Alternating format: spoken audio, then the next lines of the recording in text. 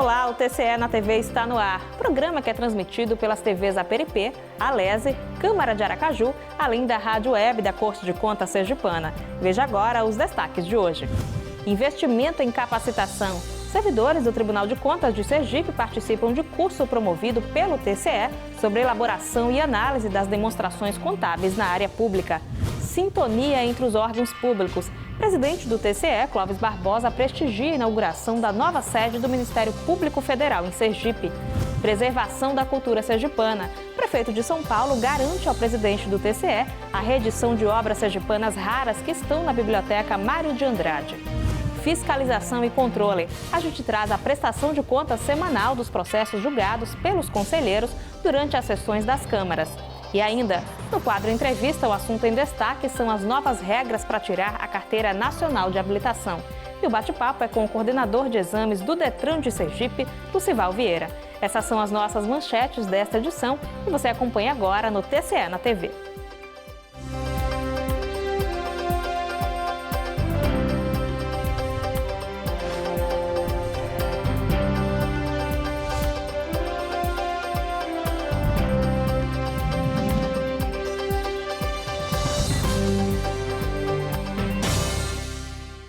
Quando o assunto é capacitação, o Tribunal de Contas de Sergipe não mede esforços para investir na capacitação dos servidores. E o exemplo disso foi o curso promovido pelo TCE sobre elaboração e análise das demonstrações contábeis na área pública. Confira os detalhes na reportagem. Foram 3 dias de treinamento para servidores que trabalham na área contábil do Tribunal de Contas do Estado, proporcionado pelo curso intitulado Elaboração e Análise das Demonstrações Contábeis na Área Pública.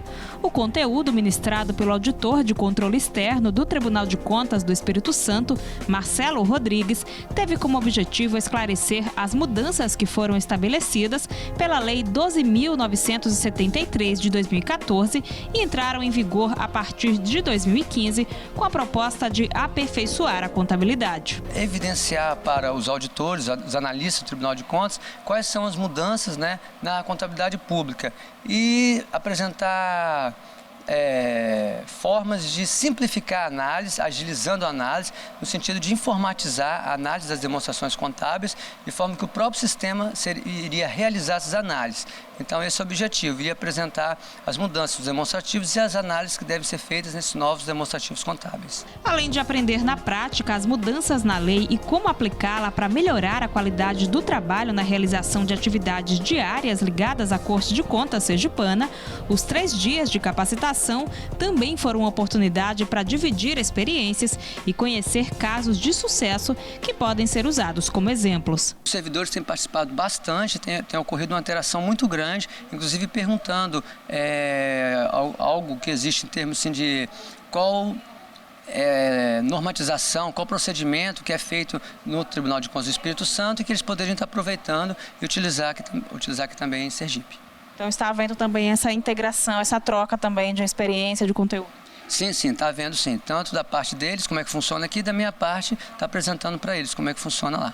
Para os servidores, os conhecimentos adquiridos ao longo do curso proporcionam mais segurança para lidar com as adequações impostas pela lei. É de suma importância para a atividade fim, considerando que a nova contabilidade está em vigor desde 2014 e está se fazendo a adaptação aos sistemas hoje existentes para que nós possamos trabalhar com segurança, tá certo? E precisão. E este treinamento vem fazer com que a gente alcance a adequação que foi dada para o desenvolvimento de nossas atividades. A iniciativa da Corte de Contas foi elogiada pelos participantes, que acreditam também que o aprendizado vai tornar o trabalho ainda mais eficiente. Essa iniciativa do tribunal foi importante porque essa nova contabilidade pública requer dos auditores um estudo mais acurado para que a gente possa melhorar a auditoria nos órgãos públicos. A partir do momento que surge uma nova contabilidade, a gente tem que realmente se aprimorar para prestar um bom serviço à coletividade. A seguir, o presidente do TCE, Clóvis Barbosa, prestigia a inauguração da nova sede do Ministério Público Federal em Sergipe.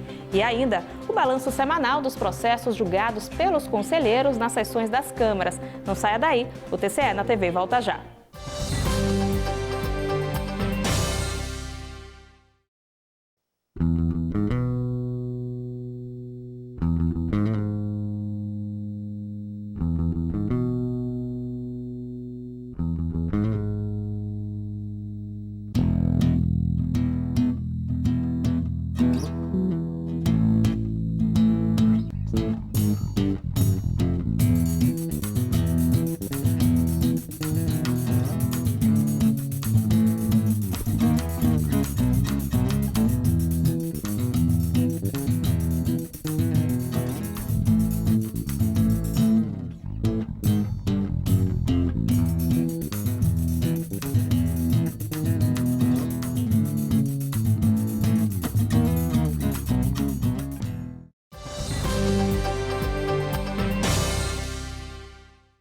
estamos de volta e agora a gente mostra que o presidente do TCE, o conselheiro Clóvis Barbosa, prestigiou a inauguração da nova sede do Ministério Público Federal em Sergipe.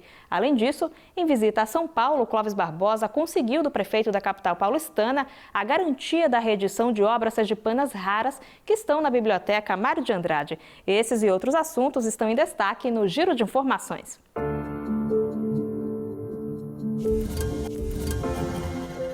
Em visita a São Paulo, o presidente do TCE, Clóvis Barbosa, foi recebido pelo prefeito João Dória.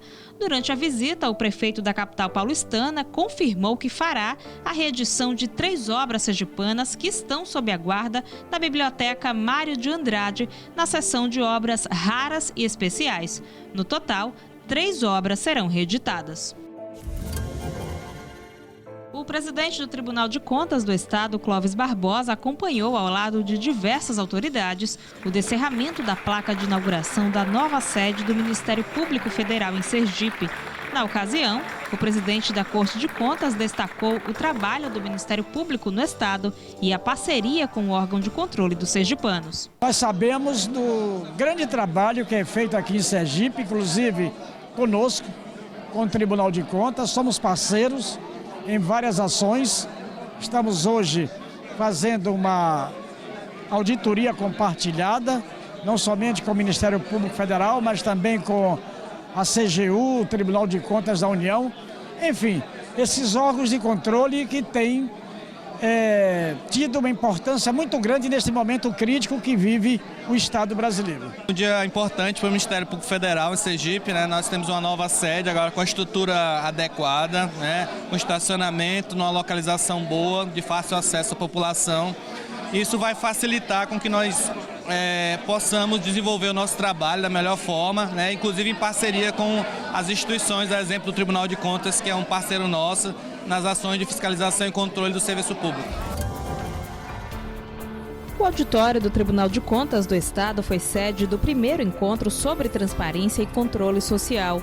O encontro é realizado em todo o país e aqui no Estado foi realizado pelo Conselho Federal de Contabilidade e o Ministério da Transparência, Fiscalização e Controladoria Geral da União e contou com o apoio do Conselho Regional de Contabilidade de Sergipe.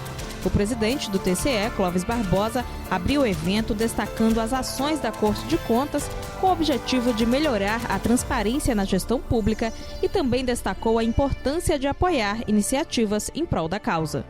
Está de parabéns, portanto, o CRC e o Tribunal de Contas está dando todo o apoio, né, a esse ciclo de debates que está sendo realizado nesta oportunidade aqui no Tribunal de Contas. E esta semana, por causa do feriado de 7 de setembro, que caiu na quinta-feira, não ocorreu a sessão do Pleno do TCE. Os julgamentos de processos só nas sessões das câmaras. Acompanhe. Na sessão da primeira Câmara realizada esta semana, foram julgados 3 processos de aposentadoria e foram julgados 14 processos na sessão da segunda Câmara, dentre autos de infração, reclamação trabalhista e aposentadorias. Todos os votos foram aprovados por unanimidade pelo colegiado e, em alguns casos, ainda cabe recurso junto ao TCE. Para saber mais detalhes dos julgamentos, acesse www.tce.se.gov.br e clique no portal de serviços. Em instantes, no quadro Entrevista, o coordenador de exames do Detran traz os detalhes das mudanças para tirar a Carteira Nacional de Habilitação. O TCE na TV volta já.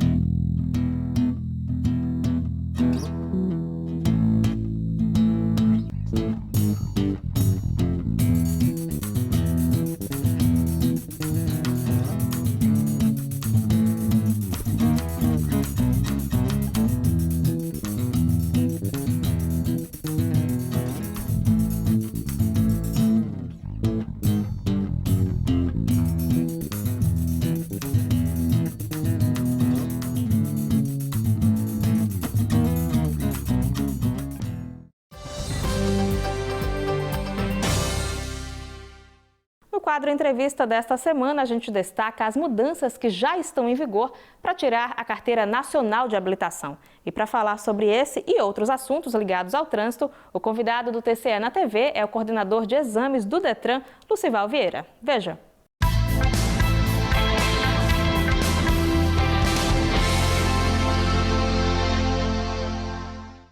São vários assuntos, mas o primeiro eu quero falar são mudanças para a concessão, para tirar a carteira de habilitação, mudança nos exames, portanto. Lucival, bom dia, obrigado por sua vinda ao nosso programa.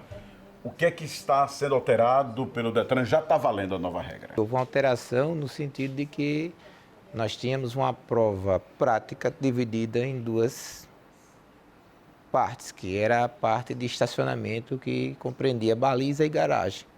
Pois bem, nesse processo final, que é o processo final de habilitação, o candidato ia para o Detran e lá era submetido a um sorteio aleatório. Minutos antes da prova, ele saberia se ia fazer ou baliza ou garagem.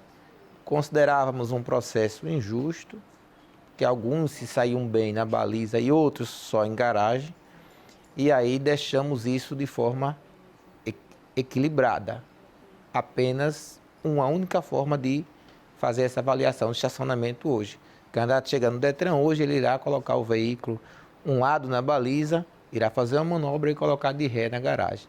Então, isso é único, todos os candidatos serão submetidos a esse único processo e já entra sabendo o que irá fazer. Desde quando ele se inscreve no Detran, ele já vai saber que a prova final dele será constituída mista, entre baliza e garagem. Parece brincadeira, né? Porque o cidadão que vai sair com a carteira de habilitação, ele tem que saber, não pode fazer uma opção. Se ele não quiser baliza, pronto, não vai balizar nunca. Agora é obrigatório os dois. É os dois. Pronto. E rampa? Rampa, ela sai da rua, é uma outra novidade que o Detran incluiu no seu percurso interno de prova, uma rampa de aclive, onde o condutor faz aquelas famosas meia embreagem que para alguns motoristas chega a ser um terror, evita até passar em algumas ruas, mas que é necessário.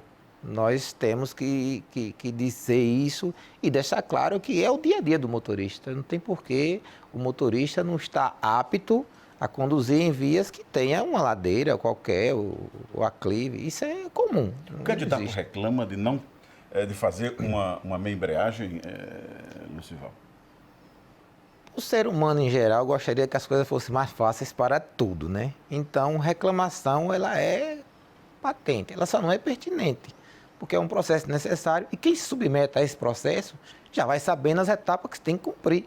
Então, você não é compelido a fazer esse processo. Você voluntariamente se inscreve e vai fazer parte de um conjunto de pessoas que estarão aptas a conduzir um veículo em via pública, que para mim é uma das atividades mais complexas que existe. Eu já trabalho com trânsito há muito tempo, sou policial militar, trabalhei no policiamento de trânsito, registrei acidente de trânsito em Aracaju e vejo o trânsito como sendo uma atividade mental de suma importância. E as pessoas esquecem muito disso e a gente sabe o resultado disso, né? Há uma constatação, isso está no dia a dia, não está só nas estatísticas, não, de que o trânsito é um grande problema no Brasil. Eu digo sempre que o trânsito não é uma figura inanimada. O trânsito é feito fundamentalmente por aquela figurinha que está ali entre o volante e o banco ou sobre uma moto. Mas há nessa constatação uma assertiva de que o nosso motorista é muito ruim, dirige muito mal, em regra. Você concorda com isso? E para resolver esse problema, qual seria a solução? Educação. Essa resposta é patente. Educação, e eu não falo educação para o trânsito só, não. Educação de modo geral. O processo de habilitação no Brasil, ele é resumido a 45 horas as aulas. Em alguns países da Europa, esse processo se inicia na adolescência. Em vez de 45 horas a aula, o cara passaria um processo de formação desde o ensino fundamental e médio, e aí ele chegaria no final do processo do ensino médio e teria o direito de se candidatar a fazer uma habilitação.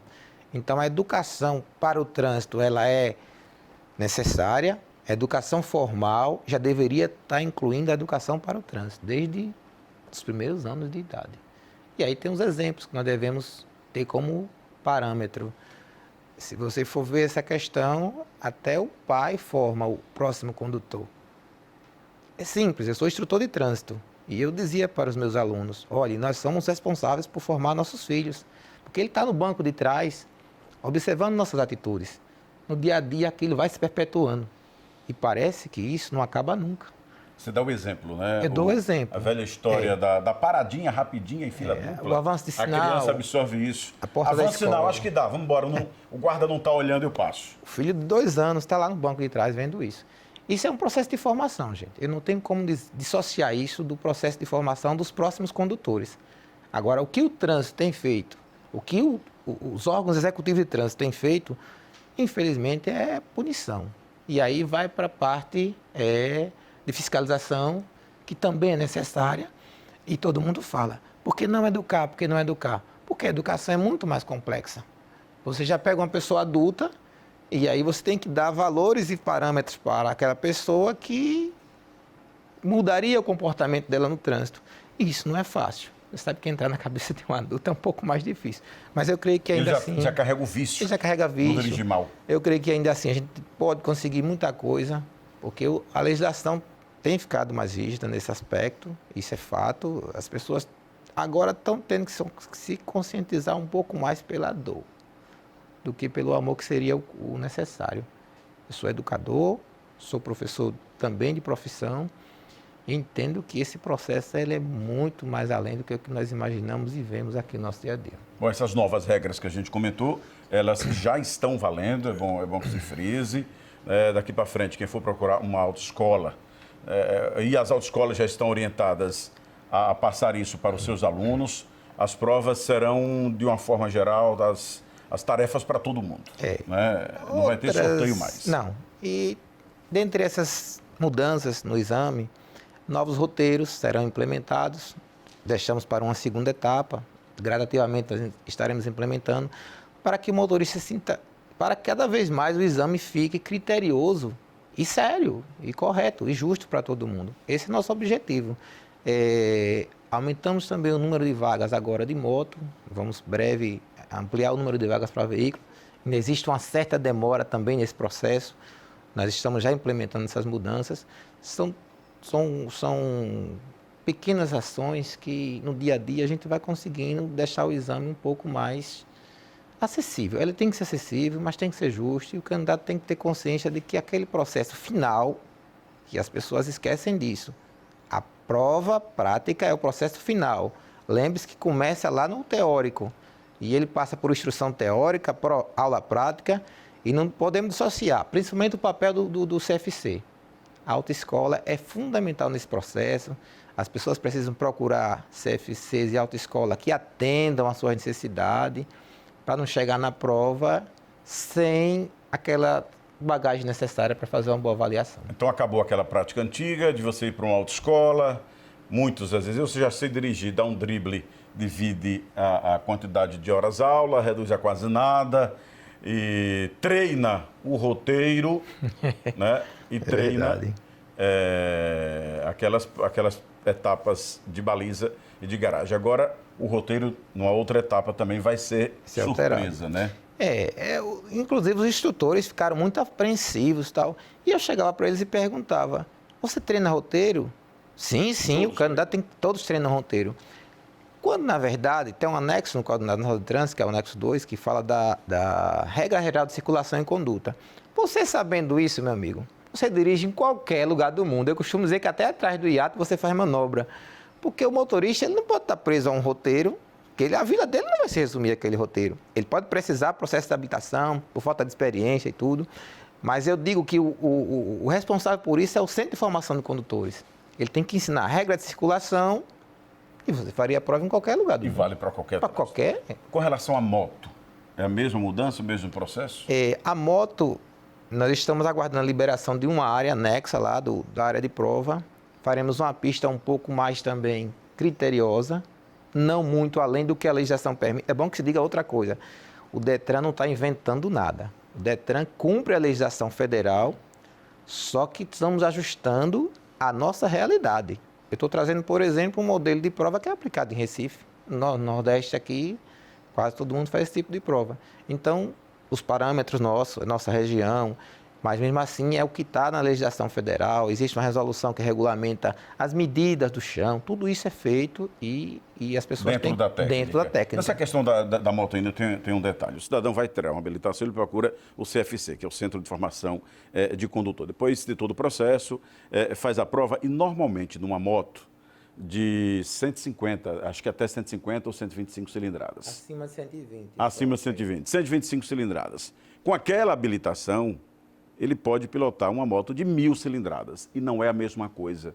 Não está na hora de mudar isso também, coordenador? E depende de uma legislação federal que já está em estudo. A resolução já está para ser alterada também. As categorias de moto devem evoluir para A1, A2 e A3. Justo, obviamente. Hoje, só não o Shinerai, que é a categoria X, é diferenciada, é só para ela mesmo. Mas hoje, você tocou numa questão muito importante. O condutor que tira uma categoria A hoje, 120 cilindrada, e vai pilotar uma moto 1000, outra coisa que é também minha área, eu sou motociclista de formação, porque tem diferença distinta por aí. Eu fui motociclista na polícia, tenho curso de formação de motociclista, e me preocupa muito, porque o motor de uma moto acima de 600, de 300 cilindradas é outra situação. Então, esse candidato realmente precisaria. Mas o CONTRAN já está preocupado com isso e devemos ter mudança em breve também nessa área aí. Ok, Lucival, muito obrigado por sua vinda ao programa. Informações importantíssimas. Bom trabalho. Exatamente, ok. Obrigado. E o TCE na TV de hoje fica por aqui, mas antes eu aproveito para lembrar que o nosso programa segue na internet. Basta acessar www.tce.se.gov.br. Outras opções pelas rádios web da Corte de Contas Sergipana e da Câmara de Vereadores de Aracaju. Um ótimo fim de semana para você.